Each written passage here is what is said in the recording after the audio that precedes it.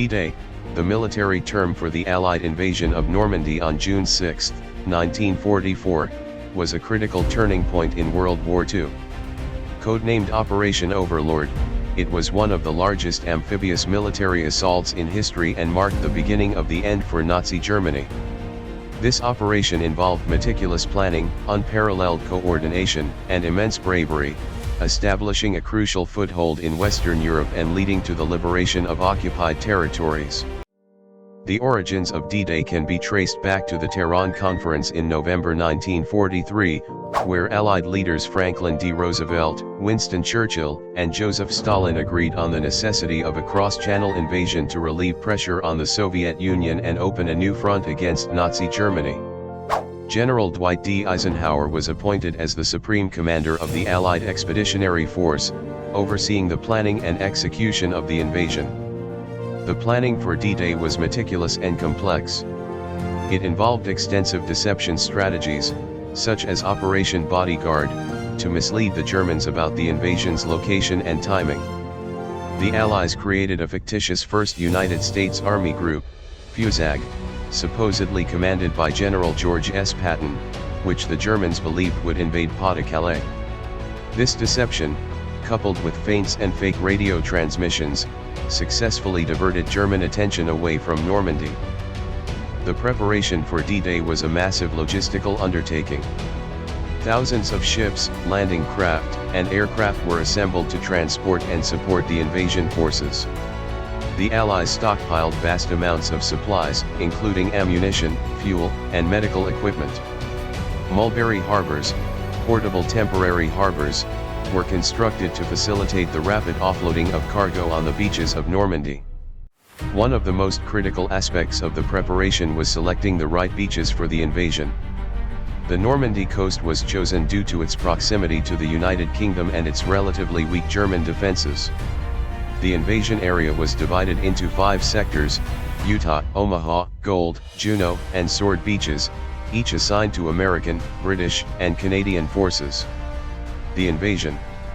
In the early hours of June 6, 1944, Allied paratroopers and glider-borne troops were dropped behind enemy lines to secure key objectives and disrupt German communications.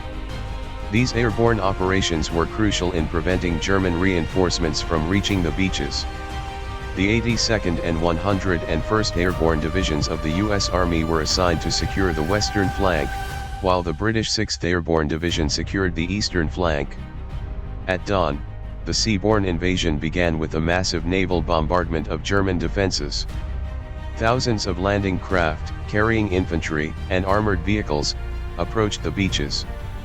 The landings were met with intense German resistance, particularly at Omaha Beach, where American forces faced heavy machine gun fire, artillery, and obstacles. The cliffs at Omaha Beach were heavily fortified, and the initial waves of infantry suffered significant casualties. Despite the fierce resistance, the Allies managed to establish beachheads on all 5 sectors by the end of the day. The success of the landings was due in part to the bravery and determination of the soldiers, as well as the overwhelming air and naval superiority of the Allies. Naval gunfire support from battleships and cruisers played a crucial role in silencing German artillery and machine gun positions, allowing the infantry to advance. Several key factors contributed to the success of D-Day.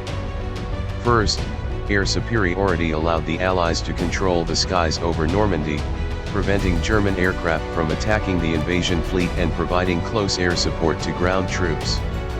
The Allies conducted over 14,000 sorties on D-Day, targeting German fortifications, supply lines, and reinforcements.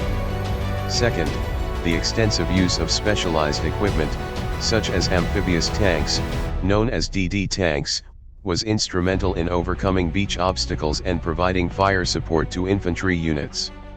Engineers played a critical role in clearing obstacles, mines, and booby traps, enabling the landing craft to reach the shore and the troops to advance inland. Third, the effective coordination between different branches of the military naval, air, and ground forces ensured that the invasion was executed with precision and efficiency. The establishment of temporary harbors and the rapid construction of supply depots ensured that the Allied forces could sustain their momentum and push further into France. The success of D-Day marked the beginning of the liberation of Western Europe. In the weeks that followed, the Allies advanced inland, capturing key cities and towns. The breakout from Normandy, known as Operation Cobra, allowed the Allies to push further into France, eventually leading to the liberation of Paris in August 1944. The momentum gained from D-Day continued, and by the end of 1944, the Allies had liberated most of France and Belgium. The significance of D-Day cannot be overstated. It was a turning point in World War II, as it forced Nazi Germany to fight a two-front war. The invasion demonstrated the strength of Allied cooperation and coordination, with American, British, Canadian, and other Allied forces working together to achieve a common goal. The bravery and sacrifice of the soldiers who participated in the invasion are remembered and honored to this day. D-Day also had a profound impact on the post-war world. The success of the invasion reinforced the importance of international cooperation and laid the groundwork for the establishment of the United Nations. The experience gained from planning and executing such a complex operation influenced military strategy and doctrine in the post-war era. D-Day was a monumental event that changed the course of World War II. The meticulous planning, extensive preparation, and sheer determination of the Allied forces resulted in a successful invasion that ultimately led to the defeat of Nazi Germany. The legacy of D-Day serves as a testament to the courage and resilience of those who fought for freedom and democracy. The invasion not only marked the beginning of the end for Nazi Germany but also highlighted the importance of unity and cooperation in overcoming formidable challenges. The lessons learned from D-Day continue to resonate in military and political strategies, underscoring the enduring significance of this historic event.